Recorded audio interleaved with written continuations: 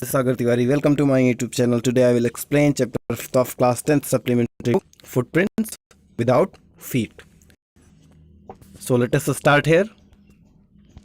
Here we are going to start footprints without feet. Can a man become invisible? क्या एक आदमी जो है अदृश्य हो सकता है? This is the story of a scientist who discovers how to make himself invisible. ये एक साइंटिस्ट की स्टोरी है जो कि ये खोज करता है कि स्वयं को कैसे इनविजिबल किया जाए. डज ही यूज़ और मिस यूज़ हिज डिस्कवरी. वो अपनी खोज का यूज़ करता है या मिस यूज़ करता है. अब हम इस स्टोरी में उसके बारे में पढ़ेंगे. तो यहाँ पे जहाँ पे दो बॉयज रहते हैं और एक जो है पाँव के निशान को देखते हैं और केवल आश्चर्य होता है उन्हें बस. तो जैसे फिल्म्स वगैरह स्टार्ट होती हैं तो उनके स्टार्टिंग में कुछ सीन्स दिखाए जाते हैं जो कि समझ में नहीं आते, थोड़ा देर बाद समझ में आते हैं. तो उसी तरह से अभी आपको मैं समझाऊंगा तो ये थोड़ी देर बाद आपको समझ में आएगा. 2 या 3 पैराग्राफ के बाद ये समझ में आना स्टार्ट हो जाएगा. तो स्टार्टिंग में ध्यान दीजिएगा. The two boys started in surprise as the fresh muddy imprints of a pair of bare feet. उन दो लड़कों को आश्चर्य होना स्टार्ट हुआ जब जो मिट्टी थी उस पर 2 पैरों के निशान बन जा रहे थे. 2 बेयर फीट के निशान मीन्स नंगे पैरों के निशान बन जा रहे थे खुद ही. What was the bare foot man doing on the steps of a house. ये जो बेयर फुट का मैन था मीन्स जिसके पैरों में कुछ नहीं था, बेयर फुट थे, ये अदृश्य व्यक्ति क्या कर रहा था इन हाउस के स्टेप्स पे. In the middle of the London. इस मीन्स लंदन में बहुत सर्दी होती है और लंदन के बीच में ये नंगे पैर वाला आदमी जो कि अदृश्य है ये क्या कर रहा था. उन दोनों बच्चों को आश्चर्य हुआ, लड़कों को आश्चर्य हुआ. And where was the man. और ये आदमी था कहाँ. As they gazed. और उन्होंने एक टक देखना स्टार्ट किया. A remarkable sight met their eyes. उनकी आंखों ने असाधारण चीज़ देखी. A fresh footmark appeared from nowhere. अब यहाँ से उन्हें फ्रेश फुटमार्क्स दिखने लगे थे. मीन्स जैसे जैसे वो आदमी चलता था वैसे वैसे उन्हें नए नए निशान दिखने लगे थे और वो आदमी नहीं दिख रहा था जो कि अदृश्य था. Further footprints followed. उन्होंने फुटप्रिंट्स को फॉलो किया वन आफ्टर अनदर. मीन्स वो देख रहे थे कि एक के बाद एक फुटप्रिंट्स बनते जा रहे थे, एक के बाद एक निशान बनते जा रहे थे. Descending the steps and progressing down the street. और ये गली की तरफ जा रहे थे. The boys followed. उन बॉयज़ ने उसे फॉलो किया, उसका पीछा किया. फैसिनेटेड. आश्चर्य होते हुए. Until the muddy impressions became fainter and fainter. जब तक कि मिट्टी पर बनते हुए निशान हल्के धुंधले होते नहीं चले गए. फैंटर मीन्स होता है धुंधला होना, ठीक है. And at last disappeared all together. और अंत में कुल मिलाकर डिसअपीयर्ड हो गए, अदृश्य हो गए. The explanation of the mystery was really simple enough. जो ये रहस्य था इसकी व्याख्या वास्तव में साधारण थी. The bewildered boys had been following a scientist. जो ये बच्चे थे bewildered बॉयज थे. bewildered मीन्स आश्चर्यचकित बॉयज थे. ये फॉलो कर रहे थे एक साइंटिस्ट को. Who had just discovered how to make the human body transparent. जिसने की खोज लिया था कि एक ह्यूमन बॉडी को ट्रांसपेरेंट कैसे बनाया जाए. Griffin the scientist had discovered out experiment after experiment to prove that human body could become transparent or invisible you can say.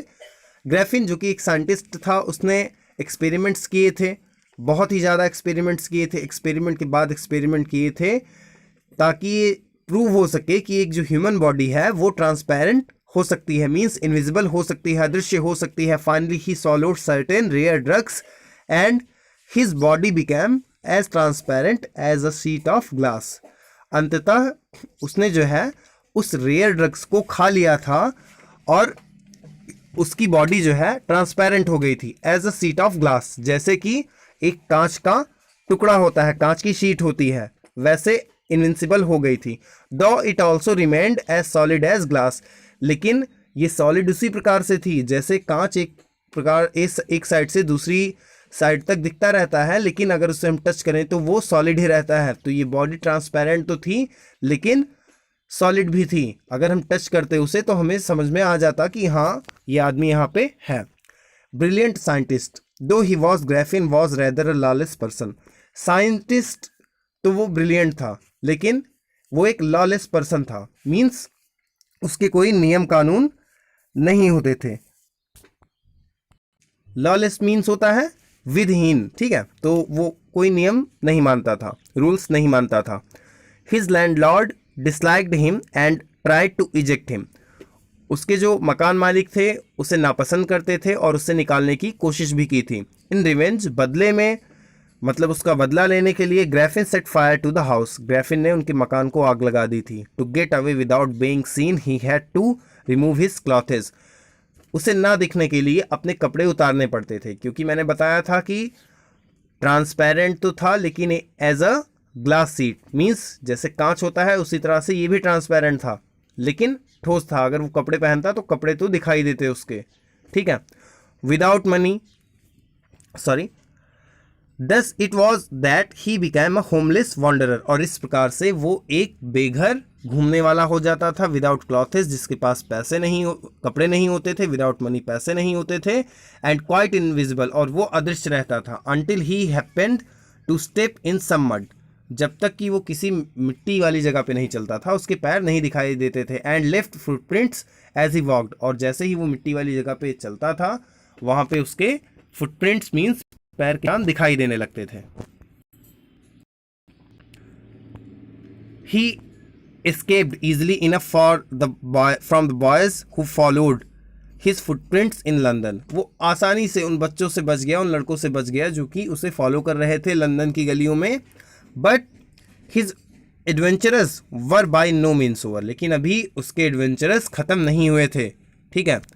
He had chosen a bad time of the year, means उसके adventures का कोई मतलब नहीं था, ठीक है। उस समय he had chosen a bad time of the year to wander about London without clothes. उसने एक खराब समय चुना था जबकि लंदन की गलियों में घूमना था उसे, मतलब लंदन की गलियों में घूमने के लिए उसने एक खराब समय चुना था वर्ष का। इट वॉज मिड विंटर, ये मध्य विंटर थी, मीन्स सर्दी के बीच का समय था। The air was bitterly cold and he could not do without clothes. जो एयर थी वो बहुत ही कोल्ड होती थी उस समय, हवा बहुत ही ठंडी होती थी, और वो जो है क्लॉथेस के बिना नहीं रह सकता था, और अगर क्लॉथेस पहनता तो वो दिखने लगता, ठीक है। Instead of walking about the streets, अब गलियों में चलने के बजाय he decided to slip into the big London store for warmth. उसने सोचा कि बड़े से लंदन स्टोर में, किसी स्टोर में जाके वहाँ पे गर्मी ली जाए, क्योंकि प्रॉब्लम उसे थी, सर्दी पड़ रही थी, और अगर वो कपड़े पहनता तो जितनी दूर कपड़े नहीं रहते केवल उतनी दूर वो इनविजिबल दिखाई देता और बाकी विजिबल होता वो, जहाँ तक उसके कपड़े रहे, क्योंकि वो as a glass sheet invisible था, ठीक है, मीन्स ट्रांसपेरेंट था। क्लोजिंग टाइम अराइव्ड, अब ये जो लंदन स्टोर था मीन्स वहाँ पे जो दुकान थी उसका क्लोजिंग टाइम पहुँच चुका था। And as soon as the doors were shut, Griffin was able to give himself the pleasure of clothing and feeding himself without regard to expense. जैसे ही दरवाजे बंद हुए, जो ग्रैफिन था अब वो खाना खा सकता था, कपड़े पहन सकता था, और ये सब भी बिना कोई पैसा दिए, बिना कुछ खर्च किए। He broke open boxes and wrapped and fitted himself, उसने बॉक्सेस खोले और जो रैपर्स थे मीन्स वहाँ पे जो कपड़े वगैरह थे उसे जो है पहन लिया। आउट विद वार्म क्लॉथेस, और स्वयं को वार्म क्लॉथेस से ढक लिया। सून विद शूज, जल्द ही उसने शूज पहन लिए। An overcoat and a wide brimmed hat, एक ओवर कोट पहन लिया और एक ब्रिम्ड हैट पहन ली उसने। He became a fully dressed and visible person, वो पूरी तरह से पहना हुआ एक विजिबल पर्सन दिख रहा था, क्योंकि जहाँ तक उसने नहीं पहना था वहीं तक इनविजिबल था। इन द किचन, किचन में, ऑफ द रेस्टोरेंट, जो कि रेस्टोरेंट का किचन था। He found cold meat and coffee, उसे कोल्ड मीट और खाने को मिला और कॉफ़ी पीने को मिली। As he followed up the meal, जैसे ही उसने भोजन को देखा। With sweets and wine taken from the grocery store, means उसे भोजन भी मिला, उसमें जो है स्वीट्स थी, वाइन थी, स्वीट्स मीन्स मिठाइयाँ थी, वाइन थी, उसने ये सब खाया और ग्रोसरी शॉप से निकाल कर सब कुछ खाया। Finally he settled down to sleep in the pile of quilts, और बाद में अंततः वो जो है रजाइयों के ढेर पर लेट गया। If only Griffin had managed to walk up in the good time, all might have been well. अगर केवल ग्रैफिन सुबह जल्दी उठ जाता तो सारी चीज़ें सही थी। As it was, he did not wake up until the assistants were already arriving next morning. वो तब तक नहीं उठ पाया था जब तक कि जो असिस्टेंट्स थे वो अगली मॉर्निंग तक वहाँ पर नहीं पहुँच गए थे। When he saw a couple of them, जब उसने कोचिंग पहुंचे, ही पैनिक्ड, वो परेशान हो गया, एंड बिगेन टू रन, और वो भागने लगा। दे नेचुरली गैव चेज, सामान्यतः उन्होंने भी उसका पीछा किया। In the end he was able to escape only by quickly taking off his newly found clothes. वो अंततः इस प्रकार से बच पाया कि उसने जो कपड़े नए नए पहने थे उसने उसे तेजी से उतारना स्टार्ट किया और फेंकना स्टार्ट किया। मीन्स अगर वो कपड़े फेंक देगा तो वो इनविजिबल हो जाएगा और उसे भागना नहीं पड़ेगा। So once more he found himself invisible, और एक बार फिर से वो इनविजिबल हो चुका था, but nagged in the chill January air, और अब वो बिना कपड़ों के था जनवरी की सर्दी में, ठीक है, जनवरी की हवा में। This time he decided to try the stock of theoretical company in the hope of finding not only clothes but also something that would hide the empty space above his shoulders. अगली बार उसने निश्चय किया कि वो theoretical company में जाएगा, और इस आशा के साथ कि वो जो है वहाँ पे कपड़े ही नहीं बल्कि कुछ ऐसी चीज़ें पा जाएगा जो कि उसके शोल्डर की ऊपरी पार्ट, शोल्डर के ऊपर क्या होता है, फेस होता है, फेस को भी ढक लेगा, अपने शोल्डर की ऊपरी पार्ट को भी ढक लेगा। Shivering with cold he hurried to Drury Lane, वो कांपते हुए जल्दबाजी में उस गली में गया। उस गली में गया, the centre of the theatre world, जो कि थिएटर वर्ल्ड का सेंटर था। He soon found a suitable shop, उसे जल्द ही एक सुटेबल मीन्स उपयुक्त शॉप मिल गई। He made this his way invisible upstairs and came out a little later wearing bandage round his forehead, dark glasses, false nose, big bushy side whiskers, और वो जो है अदृश्य होते हुए सीढ़ियों पर चढ़ा, और नीचे आते हुए उसने अपने मुंह पर, फॉरहेड पर बैंडेज लगाया हुआ था और डार्क ग्लासेस पहने हुए थे जो कि नोज तक गिरे हुए थे, नाक तक गिरे हुए थे, और बड़ा सा जो है विस्कर्स उसने साइड विस्कर्स लगाई हुई थी। मीन्स विस्कर्स मीन्स होता है मूछें, ठीक है। एंड अ लार्ज हैट, और एक बड़ी सी टोपी लगाई हुई थी। To escape without being seen, और जिससे वो बिना दिखे बच सके, क्योंकि टोपी अगर लगाया रहेगा तो उसका जो है सिर नहीं दिखेगा। ही कलर्सली अटैक्ड द शॉपकीपर, उसने जो है शॉपकीपर पे अटैक किया। अब कलर्सली मीन्स होता है संवेदनहीन ढंग से, उसने संवेदनहीन ढंग से जो है शॉपकीपर पे अटैक किया, बहुत ही खराब तरीके से, जो कि नहीं करना चाहिए था, ठीक है।